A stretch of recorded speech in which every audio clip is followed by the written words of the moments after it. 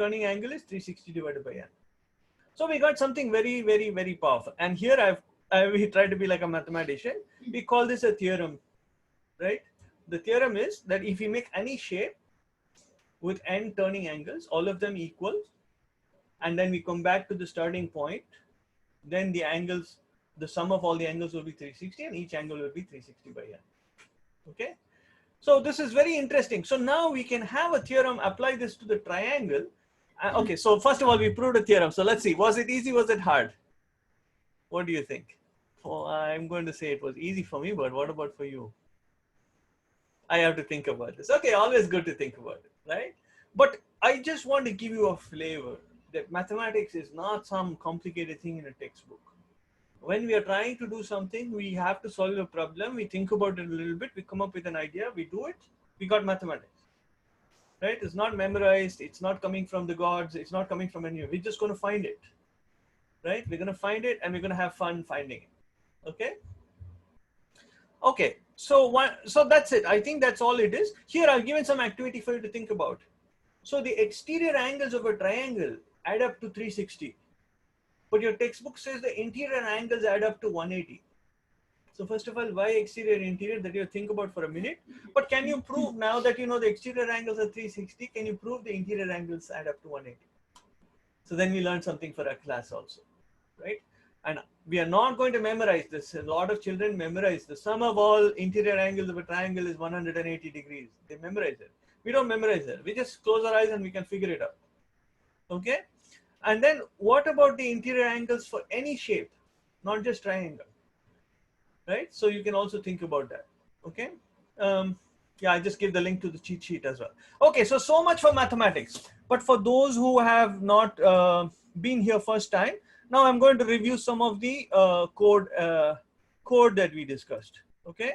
So the code that we discussed in the first class was all about working with graphics and drawing shapes and so on. So the code, I will cover all the commands that we used and everything. So if you have any question, just post it on chat. Okay. So from turtle import star. So this first line just says there's a package in Python called turtle, and it just basically says from this package, bring me all the capabilities. Then we learned an important thing. We're going to try to draw an n-sided shape. Okay. So we can say, so the first thing is we want to be able to store the value of the number of sides in something. So we called it a name or a label. Then I said you should pick sensible names. So number of sides seems like a very sensible name. I prefer, even though it's a little tedious in the beginning, I prefer number of sides to n. Okay, sometimes n is okay because it's clear what it means, but n can mean anything. So number of sides is better. And first, let's start by making a triangle. So we'll choose number of sides is 3. Then you have to choose the length of the side. So we can call it side length. Okay. We call it side length and we set it to be, let's say 100. Now here we learned something very important, that this has some units always when we talk about length. So that's a little bit of physics, but here the units are in screen units. So it depends on the screen pixels and so on. We won't get into it, but every time you do a length, it has units. Okay. Then we come to an angle. Okay. And so the turning angle here, we said the turning angle, let's call it angle here. Angle is equal to number of sides. Sorry, 360 divided by number of sides. That's what we had just found the formula for. So we'll write it like this. And if we want to see anything, we can always use this command called print. So let's quickly print the angle and see what we got here. This will quickly check out the fact that, okay, there's an error here. Number sides, S is missing. So notice it's good if I make a mistake, because that is one of the first things that makes programming difficult for people is if there's a mistake, they panic. Oh my God, my program didn't work, and they give up. Right? So programming teaches us not to worry about failing. We have to find the problem and we have to fix it. Right? So we welcome the failure and we are very grateful to Python for giving us the errors, because it tells me what's the problem. And it tells me the problem is on line 10. So I try to fix it. Let's see if it worked. And it worked, and it told me the answer is 120, which is what I expected. Now we can use all this information to draw the triangle. So in order to draw the triangle, straight away we are going to go to first we have to create something to draw the triangle. So what we use to draw things is we make turtles. So you have to pick a name for the turtle. The name for my turtle is Taco. So you can choose any name you want and you just make a turtle by saying this. Then you can set some properties of this turtle. You can say taco.shape and it can have many shapes, but of course I want the shape which is a turtle. And here you go. You say taco.shape and then here you say turtle. Okay, so you can type along with me if you want. And then that's it. And then you can just start drawing. Let's start drawing now. Okay. So what you have to do to draw, you need to basically move this turtle. So to move the turtle, you have two commands. So you can say taco.forward. Taco.forward, and then how much you have to move is the side length. So we will just say side length. Okay. And let's see what happens. Does this at all work? So that's also a nice thing. Periodically you can check. And you can see a turtle was created and it moved forward some 100 units. Later we will spend more time on these units. Okay. And then we can turn. For turning, you say taco.left. You can say right if you want, but I prefer to always use one type of turning thing because it keeps my code simple. And you can say turn by this angle. And we have already chosen the angle. So you can turn and then you can say forward again, etc. So the simplest thing we can do here is to draw a triangle. You need to repeat this 3 times. So let's repeat it 3 times and see what happens. Okay, so it seems like we got a triangle, but we don't want to do code like this because it's too many copies and repeats. What if I want to do a decagon, which has 10 sides? Then I have to copy 10 times and then I lose track of things. So we learned this idea of how to do repetitions, right? So to do repetitions, what do? You have to learn this concept of what is called a for loop. So you have to say for, and then we have to choose. So let me start with this other thing here. We have to choose how many times we have to repeat. And there is this, we can take some time to get used to this function range. But for now, think of range as controlling the number of repetitions. And we say range is how many times do I have to do it. Okay. So the number of times I have to do it is actually the number of sides. Okay, so let's start with making it 3 first so that you can see it, especially for those who are seeing it first time. So I can say range 3. And then here, each time it gives me a number for the repetition. It's the number that counts the number of the repetition. So for I in range 3, so each time I changes, I becomes 1, 2, and 3. If you watch the session 1 video, I've spent a little bit more time on it, but it doesn't matter. Okay, you can just follow here. So let's see if this thing will actually work. Okay. And sure enough, without copy pasting, without repeating the code, I have made it work. But now let me highlight 2 more things you have to remember. The for line has to end with a colon, and all the repeated instructions. Other languages use curly brackets. Python does not. Python figures out all the repeated actions by knowing which are all the lines with the same degree of indentation. So you must, when you make a for loop, you must hit the tab key and make sure that all these guys line up. If you don't line them up and you make mislining like this, Python will complain. Okay. In fact, if I run this program, it will break. It's usually for newcomers. It's a very common mistake not to be lined up correctly. Later, you'll find it easy, and it should be easy for you to do this. Okay. So we have done this now. So all I have to do is the number 3 here is a magic number. It's actually the number of sides of my shape. So let us do this and change it to number of sides. Should still work. Okay, and I like to see some colors. So let's give this turtle a color. So we'll say taco.color.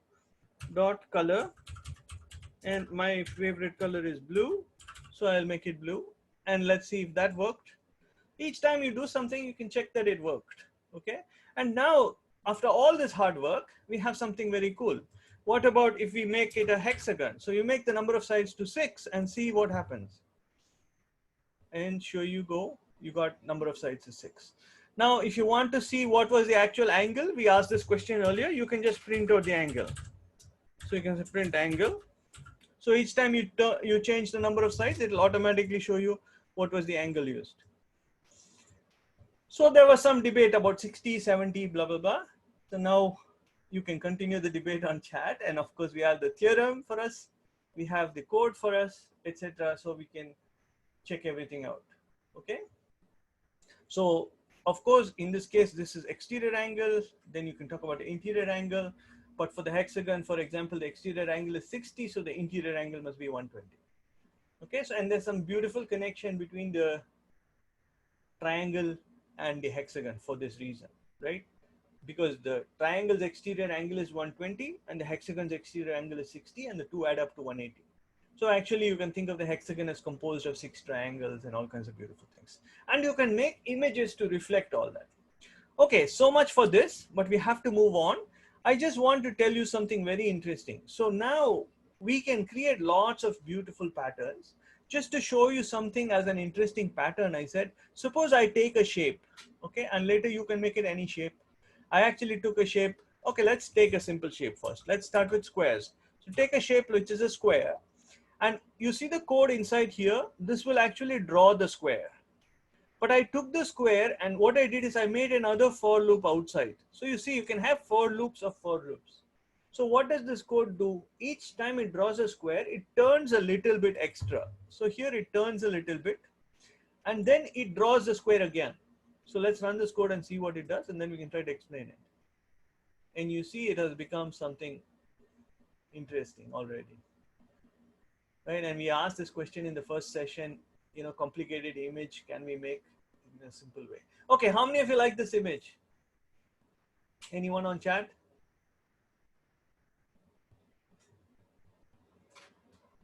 Yeah, I see some raised hands. Okay, good, good. Excellent. So, okay, I want to, it's too small, I can't see it. Oh, I'm sorry. Okay, you know what? You can run the code, no? You're logged into the web page, you can run it yourself, okay? Okay, some of you like it. Big words. Okay, very good. So try to run it yourself and you can see it at any size, okay? But now what is the point I want to make? Important point. One, it's very easy to make things just by trial and error, okay? Now what you can do immediately is you can replace the square with another shape and you get something very, very interesting, okay? So you should definitely try that. So make some nice designs. I want to introduce you to just two quick commands that I've included here, because to show the red color nice and bright, I made the background black. Somebody asked a good question. Why is the speed 0? Okay, so here to make, because I have to draw a lot of shapes, it's going to take a long time if I go. There is a way to control the speed of the turtle. You can put any number here. But just for confusion or whatever reason, the documentation says the speed of the turtle can be set to 0. It will go fastest. Okay, so I don't know the history why they chose 0 to be fastest. You can experiment and see. Try different speeds and see what happens. And then the other thing which is important here is the screen. To make the screen color black, this is what you have to do. So don't spend too much time digging into that. Just learn it as a command for now, because we have lots of interesting things left to do. Okay, so that's it. Once you make your code, you can change. So the exercise for you is to change the shapes and see what happens. Like you change this number. Where is my number? Okay, and the number of sides, right? If you change number of sides to different values, yeah, here it's 4 for the square. If you replace it with different values, for example, I was playing with the number 12. So if you have a 12-sided shape, it produces a very different shape, but it looks also interesting. So you find out which is interesting and you let me know. So before I leave the shapes, while it's drawing, I want to make a very important comment, which has 2 or 3 parts to it. Part number 1 is that we can have a lot of fun playing with these patterns. Part number 2 is that our brains are wired to enjoy these patterns. Every time we see something like this, we say, wow, that is cool. And we recognize these patterns in other places. It might look like a pattern you've seen in a drawing or in a carpet or in a flower. So these patterns are all over in nature, and our brains are wired to recognize these patterns, which is why when we see something like this, we say that's pretty, that's beautiful, right? So please have fun with it. And you see now the mathematics has enabled us to have all this fun. Now, the last thing I want to show you is what I did here is I drew a hexagon. What happens if I increase the number of sides? So from a hexagon, I can go to a decagon. I can make 10 sides, right? So it becomes a different kind of shape. Okay, now this is getting bigger and bigger. So I have to make the side length smaller as I increase the number of sides. So I'm going to divide by the number of sides. Later we can discuss why I'm dividing by the number of sides, but you will see this. You should experiment with this, but let's use this code right now to analyze something interesting. So I'm going to divide by the number of sides and just run this. And you get a shape, right? What will happen if I make n bigger and bigger and bigger? What kind of shape will I get? Can somebody tell by looking at this on chat? Ah, somebody saw the circle. That's excellent. So this is interesting, right? Because that is another aspect of mathematics that I want to ask. Many of you are starting to see the circle. Exactly. This is how people study the circle.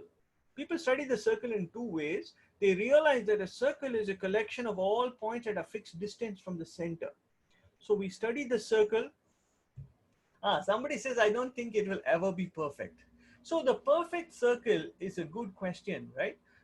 In order to get a perfect circle, you have to make this number of sides to be infinite. Don't try it now, it will freeze your program, okay? Somebody asked about zooming. No, right now the zooming is within the browser. Okay, somebody tried 1000. So there is a important point here that we have to stress. You can, as a mathematician, you can say, will I ever get a smooth, perfect circle? And the answer is when the number of sides goes to infinity, then I will get a smooth circle. But now you have to talk about infinity and making the number so large that it becomes infinity, etc. We will save it for another day. Okay. But I know that some of you are advanced, so I'm going to leave you with an interesting puzzle.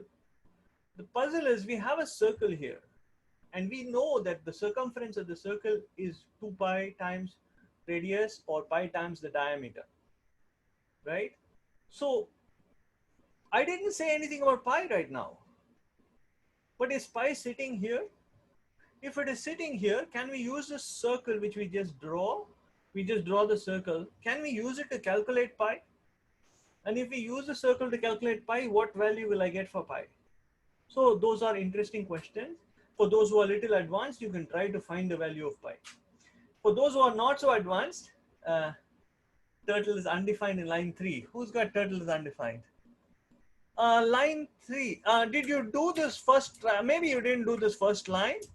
From turtle import star, try to make sure that it is there. Okay. Now I will say something important here, that somebody gave the formula, right? If you take the circumference and divide by diameter, you will get pi. So in this case, you try to calculate the circumference and the diameter, you should get pi. Okay, but you have to think a little bit. Try and let me know next time we can discuss if anybody calculated pi. Okay, and I've given you a place to do it as an activity and submit your code to me. Okay, with that said, I think it's time to pause here. We're going to do a little bit more mathematics, but I want to change the topic